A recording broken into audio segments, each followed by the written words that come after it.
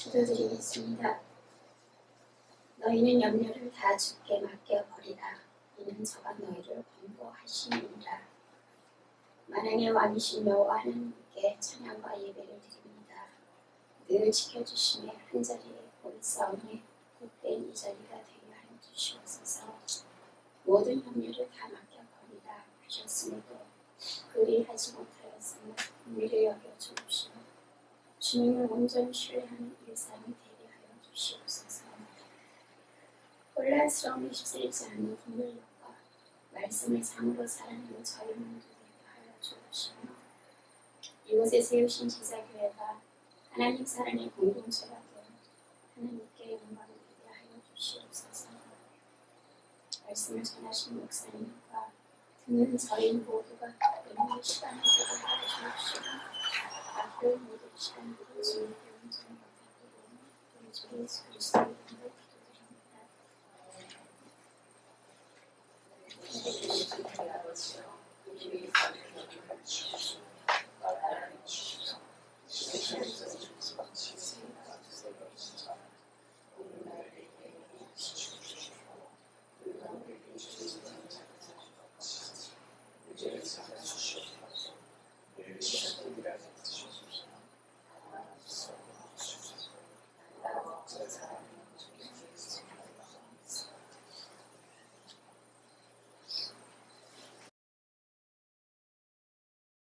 오늘 하나님께서 주신 말씀은 시편 15편입니다. 주님, 누가 주님의 장막에서 살 수 있겠습니까? 누가 주님의 거룩한 산에 머무를 수 있겠습니까? 깨끗한 삶을 사는 사람, 정의를 실천하는 사람, 마음으로 진실을 말하는 사람, 혀를 놀려 남의 허물을 들추지 않는 사람, 친구에게 해를 끼치지 않는 사람, 이웃을 모욕하지 않는 사람, 하나님을 업신여기는 자를 경멸하고 주님을 두려워하는 사람을 존경하는 사람입니다. 맹세한 것은 해가 되더라도 깨트리지 않고 지키는 사람입니다. 높은 이자를 받으려고 돈을 구워주지 않으며 무죄한 사람을 해칠세라 뇌물을 받지 않는 사람입니다. 이러한 사람은 영원히 흔들리지 않을 것입니다. 이는 하나님의 말씀입니다.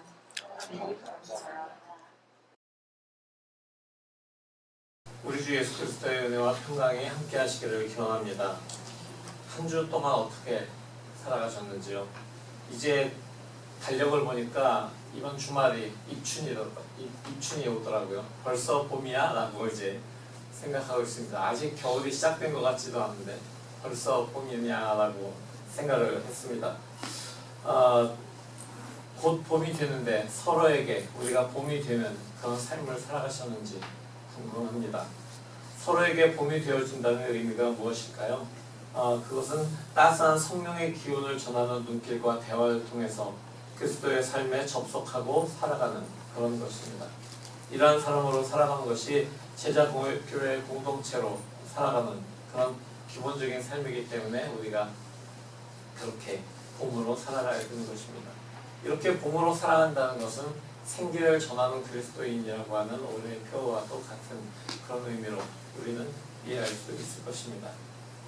요즘에 제가 제자교회에 와서 설교를 시작하게 되었을 때 그때 사역을 하면서 가장 처음에 본문으로 삼았던 것은 마가복음이었습니다.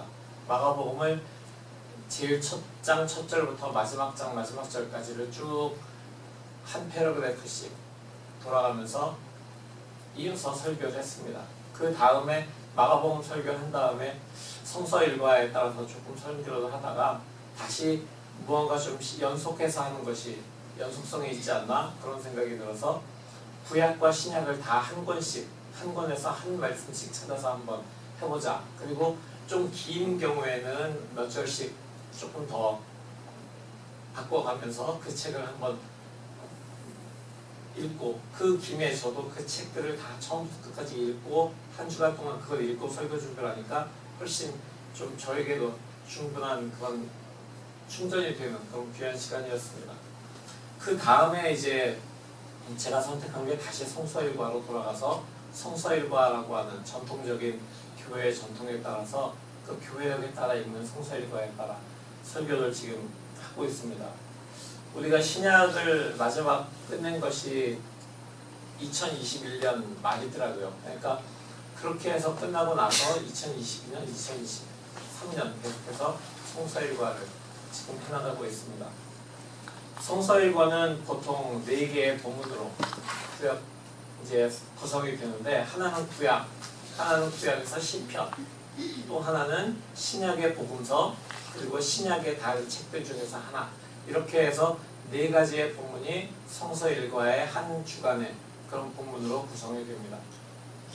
이 성서일과를 읽는 이유는 성서일과의 내용을 읽다 보면은 성경 전체를 다 골고루 3년 만에 통독을 할 수 있는 그런 상황이 되고, 또 이렇게 성경을 골고루 읽다 보면서 우리가 가지고 있는 그런 눈이, 성경에 대한 눈이, 말씀에 대한 눈이 훨씬 넓어지는 것을 우리가 경험하기 때문입니다. 그리고 굉장히 놀라운 것은 하나님께서 그렇게 구약, 시편, 복음서, 신약의 한 책, 이렇게 4개의 말씀을 그 주에 주시는데, 그 주에 4개의 본문을 읽다 보면은 4개의 본문이 하나에 관통되는 그런 초점이 하나가 생기게 됩니다. 그래서 성서일과를 읽으면 통해서 성서일과에 따라서 묵상하는 것도 굉장히 좋은 묵상의 한 방법이고요. 그걸 통해서 이 4개의 본문이 이야기하고 있는 것이 무엇인지 그 공통점을 우리가 찾아가는 그런 재미가 또 쏠쏠합니다. 오늘 본문으로는 제가 시편 본문을 택했습니다. 그동안 우리가 성서일과를 읽어오면서 제가 복음서를 위주로 해서 본문을 택하고 있었는데, 시편을 본문으로 택한 것은 전체적인 오늘 성서일과의 본문이 공통된 그런 내용을 이야기하고 있기 때문입니다. 그것은 우리가 공동체에서 살아갈 때, 또는 이 사회에서 살아갈 때 어떻게 우리가 살아가야 되는가 하는 그런 주제를 이야기해주고 있는 그런 내용입니다. 지난주도 그랬고 그 전주도 그랬고 공동체에 대한 내용들이 계속해서 성서 본문에서는 나오고 있었습니다. 오늘 본문 15편이 사실 시편 15편이니까 새벽기도에 참여하시는 분들은 알겠지만은 이제 시편 11편을 어제 했거든요. 그러니까 몇 주만 있으면 15편을 제가 또 해야 돼요. 새벽기도회 때 나눠야 되는데, 이거는 주일에 본문이 이렇게 나왔으니까 그냥 한번 이번에 나누고 그때는 뭐 또 다른 본문을 나눠야겠다라는 생각을 하고 있었는데, 마침 또 사순절이 시작되기 때문에 사순절 묵상으로 우리가 새벽 기도회를 하다 보면은 10편을 15편을 여기서 한번 하고 넘어가는 것도 좋겠다라는 그런 생각을 했기 때문입니다. 다윗이 20편을 언제 그리고 어떤 목적으로 기록했는지 우리는 알 수 없습니다. 그러나 제가 새벽 기도회에서 계속 올려놓는 것처럼 다윗이 지금 처하고 있는 상황은 그리 좋은 상황은 아닙니다. 다윗은 물론 시편이 연대기적으로 쓰여져 있는 것은 아니지만 다윗은 항상 원수들에게 쫓기면서 살았습니다.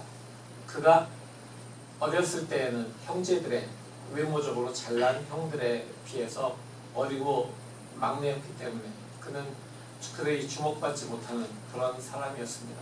그가 골리앗을 무너뜨린 그 이후에도 골리앗을 죽이고 그 다음에 굉장한 유다의 용사로 이름이 난 이후에도 그는 사울 왕의 핍박에 의해서 도망다니는 도망자 신세로 살아갈 수밖에 없었습니다.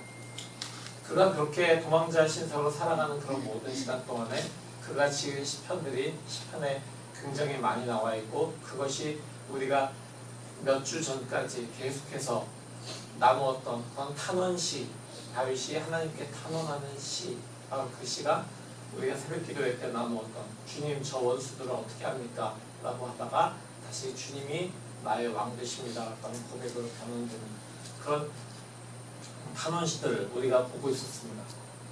근데 15편은 무언가 탄원시는 아닌 것 같고 이게 조금 내용이 달라집니다. 그래서 이 내용을 학자들이 뭐라고 얘기하나 보니까 성전에 올라가면서 부르는 찬양일 것이다 하고 학자들이 이야기를 합니다. 그럼 이것이 시기적으로 언제일까라고 우리가 보는데, 주의 장막, 주님의 거룩한 산이라고 하는 표현이 나오는 것으로 보아서 이것은 주님의 성전이 지어지기 전 이야기일 것이다. 그렇다면은 다윗은 주님의 성전을 짓지 않고 솔로몬이 주님의 성전을 예루살렘에 지었기 때문에 이것은 주님의 장막, 주님의 거룩한 산이라는 표현을 보아서 주님의 언약궤가 예루살렘으로 옮겨가는 그런 과정에서 다윗이 지으실 것이다 라고 학자들은 이야기합니다. 그러니까 다윗이 블레셋에게 전쟁을 통해서 사울이 빼앗겼던 하나님의 언약궤 블레셋이 기럇 여아림에다가 갔다가 임시로 보관을 하고 기럇 여아림에서 20년 동안 있었던 그 언약궤가 다시 그걸 나르는 과정에서 우사가 잘못 손을 대가지고 죽는 바람에 다시 또 다른 사람의 집에 머물렀다가 이제는 예루살렘으로 본격적으로 옮겨가는 그 길, 바로 그 길에서 다윗이 불렀던 노래인 것입니다. 이 노래를 우리가 생각하면서 하나님의 성전에, 하나님의 거룩한 산에 올라갈 수 있는 사람은 누구입니까? 바로 거기서 예배할 수 있는 사람은 누구입니까? 라는 질문으로 오늘 본문이 시작됩니다. 그렇다면 우리는 여기에서 이 질문을 가지고 이렇게 생각해 볼 수 있습니다. 우리 예배자의 삶은 어떤 삶이어야 되는가라는 것을 생각해 보도록 하겠습니다. 그런데 여기에서 우리가 생각하면서 하나 염두에 두어야 할 것은 이것이 구약시대라고 하는 것입니다.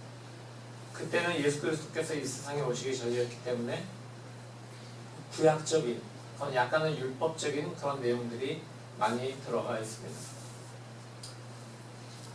오늘 이 본문을 우리에게 적용해 본다면 단순히 주일에 교회에 가는 것만을 의지하는 그런 본문은 아닙니다. 우리가 살아가는 모든 순간이 예수 그리스도의 영이 우리와 함께 하시는 그 순간에, 살아가는 모든 순간에 우리가 드려야 되는 영적인 예배가 되어야 되기 때문에 우리 삶의 실질적인 행동에 이 본문을 적용할 수도 있을 것입니다. 본문 2절은 이렇게 시작됩니다. 깨끗한 삶을 사는 사람, 정의를 실천하는 사람, 마음으로 진실을 말하는 사람, 이런 사람들이 주님의 그 성막에서, 주님의 거룩한 산에서 예배 드릴 수 있는 사람이다, 이렇게 이야기합니다. 여기에서 깨끗한 삶을 산다라고 하는 것의 문자적인 의미는 흠없이 완전하게 걷는 것을 의미합니다. 하나님 보시기에 흠없이 완전하게 걷는 것. 구약 시대에는 하나님께 제사를 드릴 때 흠없이 완전한 제물을 하나님께 드렸습니다. 그렇기 때문에 여기에서 예배하는 사람의 그 의미에서 깨끗한 삶이라고 하는 것은 하나님 앞에 완전한 사람이라고 지금 우리는 해석할 수 있는 것입니다. 하나님과의 바른 관계를 통해서, 또 하나님을 바르게 섬김을 통해서 올바른 삶을 사는 사람, 동시에 이웃, 그러니까 우리의 주변에 있는 타인들과도 동일한 그런 관계를 사는 것을 의미합니다. 그 다음에 마음으로 진실을 말한다라고 하는 것은 내면의 생각마저도 진실한 사람을 이야기하는 것입니다. 감유회를 시작한 존 웨슬리 목사님이 얘기했던 동기의 순수 싸움이라고 하는 것이 바로 그 마음의 순수함을, 내면의 순수함을, 내면의 진실을 이야기하는 것입니다. 근데 그 마음에 있는 진실을 말한다라고 이야기했을 때 그 사람이 진실에서 진실을 말하는 것이 아닙니다. 제가 뒤집어 얘기하면 진실을 말해서 진실한 사람이 되는 게 아니라 진실한 사람이기 때문에 진실한 내용을 얘기한다는 얘기입니다. 그게 그러니까 그 사람이 진실하면 하는 말이 다 진실하다라고 하는 이야기입니다. 2절에서 내면적인 부분을 얘기했다면 3절에서는 조금 더 구체적인 삶의 태도를 이야기합니다. 편을 놀려 남의 허물을 들추지 않는 사람, 친구에게 해를 끼치지 않는 사람, 이웃을 모욕하지 않는 사람. 이 구절은 타인에 대한 험담을 하지 않는 것, 이렇게 우리는 해석을 하고 받아들일 수도 있습니다. 남의 허물을 들춘다라는 거에서 허물을 들춘다라는 얘기는 그 사람이 가지고 있는 약점, 그 사람이 가지고 있는 남에게 보여주기 싫은 허점, 이런 것들이 있는 것인데 그것을 그 사람은 감추고 싶지만 그것을 들춰서 보여주는 것, 그것을 지금 허물을 들추는 것이라고 이야기합니다. 사실 우리가 살아가면서 그런 얘기를 많이 합니다. 저도 사람들하고 이렇게 얘기하다 그거 아세요? 누가 이렇게 했대? 뭐 이런 얘기를 하다 보면은 그 이야기가 사실은 그 사람이 감추고 싶은 이야기일 수도 있는데 내가 다른 사람의 A라는 사람의 허점을 B에게 이야기한 이런 상황이 될 수도 있는 것입니다. 그렇기 때문에 그런 것은 하나님께서 원하시는 그런 예비자의 삶이 아니다라고 하는 것이죠. 여기에서 보면은 무언가 이렇게 점층적으로 올라가고 있는 그런 관계들을 봅니다. 한글 번역으로 남, 친구, 이웃이라고 하는 그런 관계들이 우리에게 나오고 있습니다. 이 남, 친구, 이웃이라고 하는 이런 관계들이 나와 요만큼 가까운, 제일 가까운 사람, 아니면 조금은 가깝지 않고 뭐 그냥 인사하고 지내는 사람, 아니면 나와 완전히 모르는 그런 사람일 수도 있습니다. 하지만 여기에서 이야기하고 있는 것은 나를 제외한 모든 다른 사람을 지금 이야기하고 있는 것입니다. 누가 되었든 간에 나하고 친한 사람에게 내가 악하게 한다면 나에게 먼 사람에게는 내가 얼마나 더 악하게 할 수 있는가라는 것을 성경은 이야기하면서 하나님께 예배하러 나아갈 수 있는 사람은 타인에 대해 부정적인 말을 일절하지 않는 사람이어야 한다라고 이야기하는 것입니다. 그 다음에 4절입니다. 하나님을 업신 여기는 자를 경멸하고 주님을 두려워하는 사람을 존경하는 사람입니다. 맹세한 것은 해가 되더라도 깨뜨리지 않고 지키는 사람입니다. 하나님을 업신 여긴다라고 하는 것은 굉장히 그 옛날 번역에는 망명된 자라고 번역을 했어요. 근데 원문의 뜻은 하나님을 거절하는 것을 의미합니다. 우리가 주변에 있는 사람들에게 예수를 믿읍시다, 하나님께서 당신을 사랑하십니다 라고 그렇게 얘기할 때 하나님을 거절하는 사람들이 있어요. 근데 그 거절의 의미가 조금 더 심해지면은 예수 믿는 우리를 핍박하는 그런 경우까지도 우리가 볼 수 있습니다.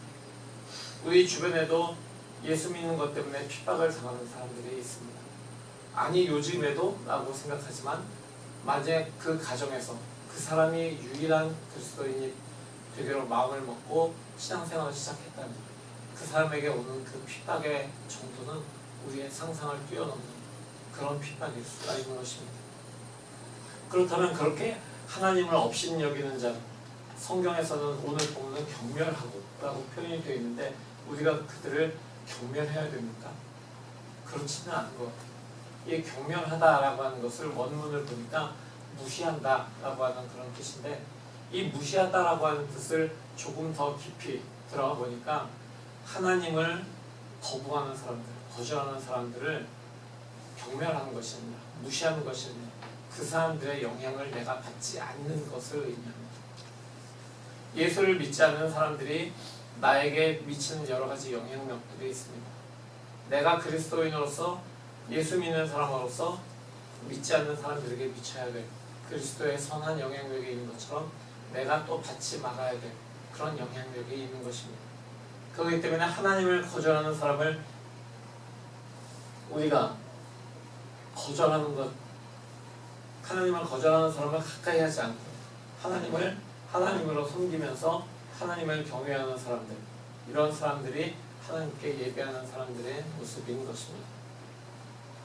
그러니까 하나님을 믿는 사람, 하나님을 예배하는 사람들은 하나님을 경외하는 그 마음을 그대로 가지고 하나님께서 우리에게 주신 영향력을 오히려 다른 사람들에게 베풀면서 살아가야 되는 그런 사람들입니다. 그 다음 구절에는 맹세에 대한 이야기 나옵니다. 맹세한 것은 해가 되더라도 깨뜨리지 않고 지키는 사람, 이렇게 이야기합니다. 우리가 맹세에 대한 이야기, 하나님께 서원한 것에 대한 이야기를 사사기를 통해서 몇 개의 그 이해를 볼 수 있습니다. 사사기에서 그 사사가 된다라고 하는 것은 하나님께 서원을 하고 그 아이가 태어났을 때 그 아이의 머리에 칼을 대지 아니하고 그 머리를 계속 기르고 그 아이를 온전하게 길러가는 이런 서원을 하는 부모의 이야기들을 우리가 사사의 이야기를 통해서 봅니다. 그 대표적인 인물이 삼손이었잖아요. 근데 그 또 다른 사사의 이야기에서 보면은 하나님께서 이 전쟁을 이기게 해주시면 제일 먼저 우리를 맞으러 나오는, 축하해주러 나오는 사람들을 징물로 바치겠습니다라고 하는 사사 입다의 이야기가 나옵니다. 그도 하나님께 그렇게 너무 쉽게 맹세했다가 너무 쉽게 서원했다가 그것을 해야만 하는 자기의 친딸을 그저 제물로 삶을 수밖에 없는 그런 고통한 처지에 처하기도 했습니다. 그렇다면 맹세한 것은 해가 되더라도 깨뜨리지 않고 지키는 사람이라고 하는 뜻은 하나님께 맹세를 했으면 그건 끝까지 지켜야 된다라는 그런 뜻으로 우리가 받아들여야 될까요? 그러기보다는 하나님께 헛된 맹세를 하지 않는 것, 바로 그것을 우리가 받아들여야 되는 것입니다. 하나님 이렇게 해주시면 우리가 이렇게 하겠습니다. 하나님 이번에 이렇게 해주시면 제가 이렇게 하겠습니다 라고 하는 그런 헛된 맹세를 하지 않는 것, 바로 그것이 하나님께 예배하는 사람들의 모습이어야 되는 것입니다. 오히려 하나님을 경외하는 사람들은 하나님을 경외하고 하나님에 대한 자신의 약속을 깨뜨리지 않는 사람들이라고 여기서 이야기했지만, 내가 손해를 본다고 해도 하나님과의 약속을 지키는 사람, 그러니까 헛된 맹세도 하지 않을 뿐더러 만약에 헛된 맹세가 아니라 진정한 하나님과의 맹세를 했다면, 특히 내가 하나님을 믿기로 작정했습니다 라고 하는 그런 맹세를 했다면 그런 것들을 내려놓지 않고 나에게 핍박이 오더라도 끝까지 지켜내는 것, 그것이 우리가 하나님을 예배하는 자로서의, 하나님을 경외하는 사람으로서의 그 마음에 있어야 될 그 태도인 것입니다. 계속해서 5절은 경제적인 부분을 이야기합니다. 높은 이자를 받으려고 돈을 부어주지 않으며 무죄한 사람을 해칠세라 뇌물을 받지 않는 사람입니다. 이러한 사람은 영원히 흔들리지 않을 것입니다. 돈을 부어주지 말라는 이야기가 아닙니다. 높은 이자를 받으려고 돈을 부어주지 말라고 하는 이 이야기는 돈을 부어주지 말라는 이야기 아닙니다.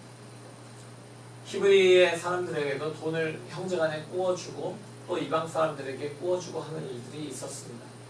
돈을 꾸는 일도 분명히 있었을 거예요. 근데 그렇게 했을 때 높은 이자를 받으려고, 그러니까 나에게 막대한 이익을 취하기 위해서 다른 사람을 경제적인 약자로 만들지 말라고 하는 이야기가 바로 여기에 있는 것입니다.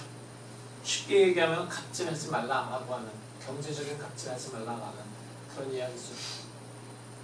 제가 뉴스를 봤는데 강남의 문현동 쪽에 있는 한 건물주가 자기 건물 1층에 카페 하는 사람한테 지금 하고 있는 그 카페의 월세를 40% 올려라 라고 이야기했답니다. 근데 법적으로 건물주가 올릴 수 있는 월세의 한도는 5%래. 1년에 5% 올릴 수 있는데 40% 올리라고 했습니다. 그러니까 그 사람은 지금 280만 원 월 내고 있었는데 40%를 올리면 얼마예요? 제가 산수가 좀 부족해가지고 빨리빨리 안 나오는데 굉장히 많은 돈을 내야 되는 것입니다. 그래서 이 사람이 그렇게 할 수 없습니다. 법정으로 올릴 수 있는 게 5%입니다 라고 이야기를 했대요. 그랬더니 그 주인이 컨테이너를 하나 가져다가 그 카페 출입구를 막았습니다. 근데 그냥 막은 건 아니에요. 자기도 양심이 있었는지 지게차를 이렇게 손짓하는 CCTV가 있었는데 사람이 겨우 들어갈 만큼의 공간만 남겨놓고 막았습니다. 그래서 그 카페 주인이 경찰을 불렀지만 주인이 한 거기 때문에 경찰도 뭐라고 얘기할 수는 없는 그런 상황이다라고 되었던 거죠. 그래서 카페 주인은 여기저기에다가 그렇게 안내문을 붙여서 통행에 불편을 드려 죄송합니다 라고 하고 손님도 많이 떨어진 상태라고 합니다. 이것이 뉴스로 나온 거예요. 물론 누군가 제보를 해서 그렇게 나왔겠죠.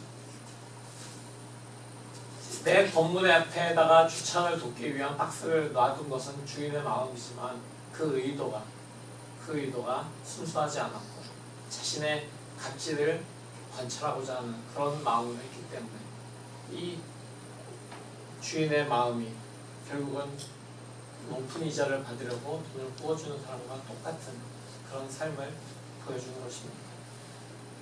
그 다음에 무죄한 사람의 해칠세라 뇌물을 받지 않는 것이라는 구절이 나옵니다.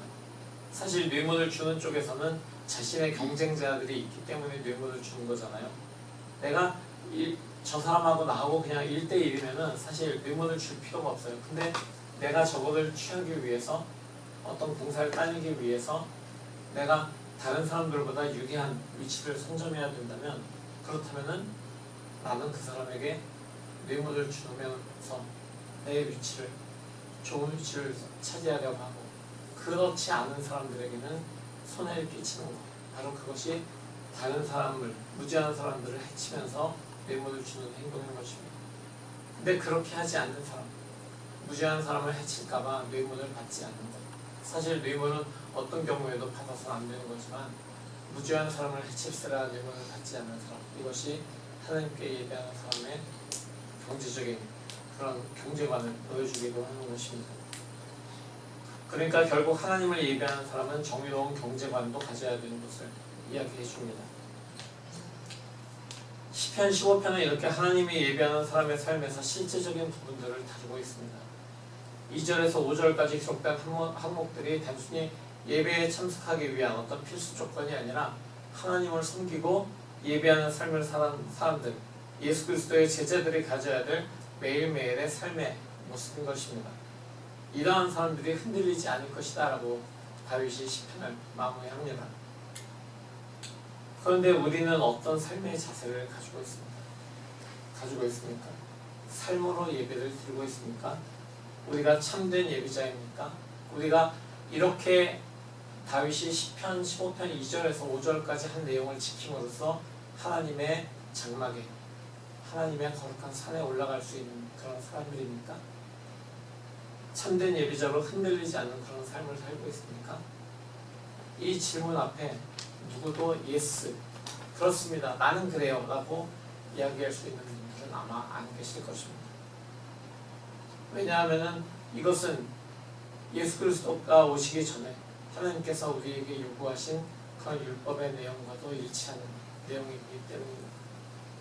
이런 내용을 통해서는 우리는 하나님의 장막에 거할 수 없습니다. 하나님의 거룩한 산에 올라갈 수 없습니다. 그럼에도 불구하고 우리가 주님의 장막에서 살아갈 수 있는 것, 주님의 거룩한 산에 올라갈 수 있는 것, 올라갈 수 있고 거기에서 참된 예배자로 살아갈 수 있는 것, 그것은 우리가 잘해서가 아니라 우리를 위해서, 우리의 그 부족함을 위해서 십자가에서 자신을 내어주신 하나님의 아들 예수 그리스도가 계십니다. 우리 중 그 어느 누구도 모세의 율법에서 완전한 사람은 없습니다. 율법으로는 우리가 구원받을 수 있는 길이 없습니다. 그러나 십자가의 도가 예수 그리스도에게 십자가를 예수 그리스도께서 지심으로써 우리의 죄를 위해서 십자가에서 지신 그 보혈 때문에 그 십자가의 도가 우리를 구원으로 이끄는 그 길이 되는 것입니다. 이것이 유대인에게는 미련한 것이요 헬라인에게는 저주받은 그런 일들이고 모든 믿지 않는 사람들에게는 얼토당토하는 그런 이야기일 수 있습니다. 하지만 예수 그리스도의 십자가 복음을 믿는 우리에게 예수 그리스도의 십자가 보혈의 능력과 그 부활의 능력에 참여하는 그런 사람들로 살아가자고 결단한 우리에게는 그것이 참된 길이고 참된 구원의 길, 생명의 길인 것입니다. 참 하늘의 아들이신 예수 그리스도께서 십자가에 피 흘려 돌아가심으로 우리를 주의 장막으로 거룩한 산으로 초대해 주셨습니다. 이 초대에 응함으로, 이 초대를 믿고 나아감으로 우리가 하나님을 향한 예배자로 살아갈 수 있는 그런 삶을 살게 되는 것입니다. 우리가 살고 있는 이 삶의 자리가 주님의 장막, 주님의 거룩한 산이 될 수 있는 것입니다.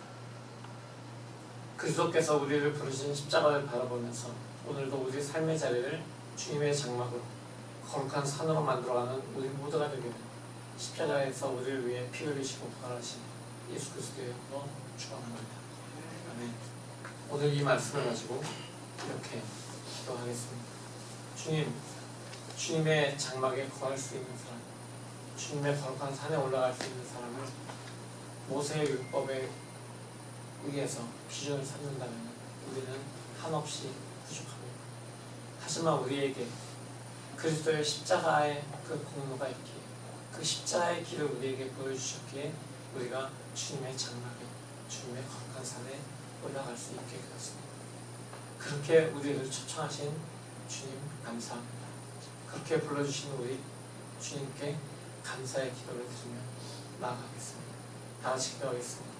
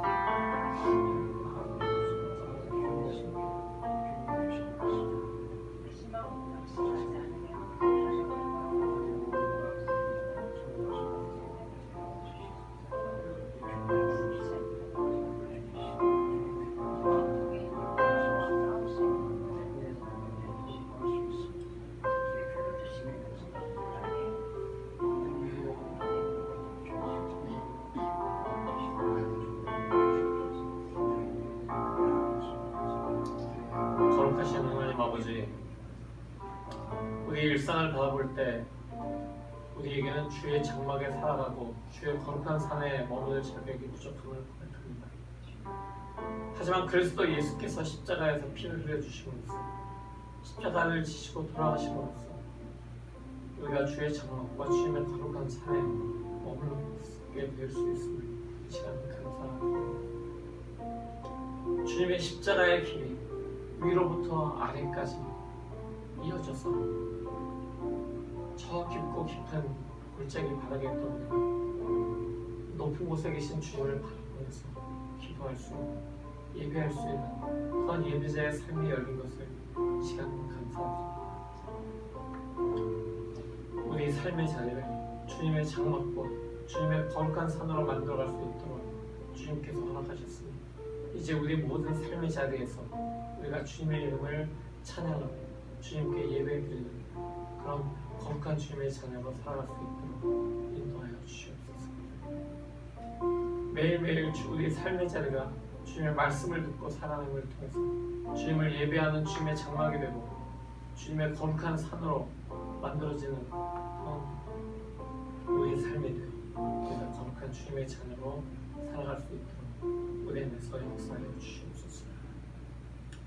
주님을 예배하고 살아가다가 혹시 어려움을 겪게 된다 할지라도 그것을 연단의 시간으로 여기게 하시고 끝까지 인내함으로써 말씀에 순종하는 그런 사람들이 되도록 주님 우리와 함께하여 주시옵소서. 고달픔과 눈물이 있을지라도 주님이 닦아주시는 것을 우리가 경험하면서 우리 삶의 의미, 삶의 용기를 얻게 하여 주옵소서. 우리를 위해서 십자가를 지시고 우리에게 예배자로 살아갈 수 있는 길을 보여주신 예수 그리스도의 이름으로 간절히 기도합니다. 아멘.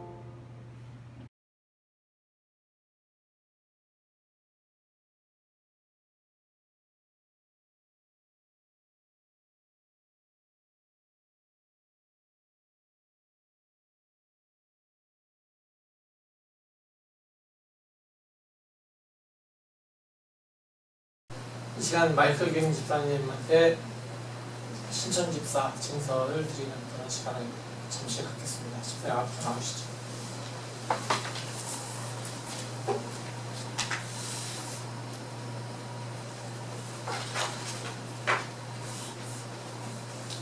집사 증서 이름 마이클 김. 위 사람은 제자교회 당회에서 택함을 받고 장정에 제정된 집사 과정을 마쳤기에 이 증서를 드립니다. 주 2023년 1월 29일 기독교 대한감리회 제자교회 담임 목사 전덕영.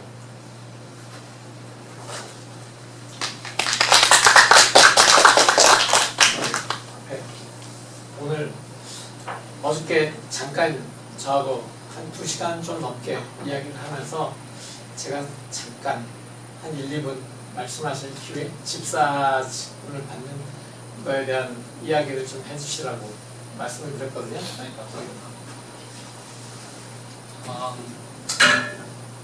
먼저 이런 과중한 직책을 보여주신 것에 대해서 감사를 드립니다.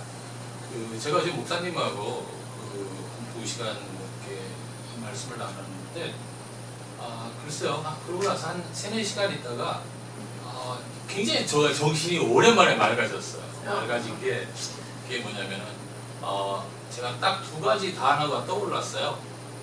리셋. 제가 지금 이제 미국 나이로 60이 딱 지났는데 갑자기 제 가슴에 와닿는 게 리셋. 지나간 내 60년의 어떤 그 삶의 생활이나 이런 모든 데가 같이 기준으로 뒀던 것 같고, 앞으로 살아갈 날이 얼마가 된지는 모르지만은 그 다가올 시간에 과연 나는 어떤 모습으로 남은 시간을 잘 정리를 해야 되겠는가 하는 부분에 대해서 생각을 많이 하게 됐어요.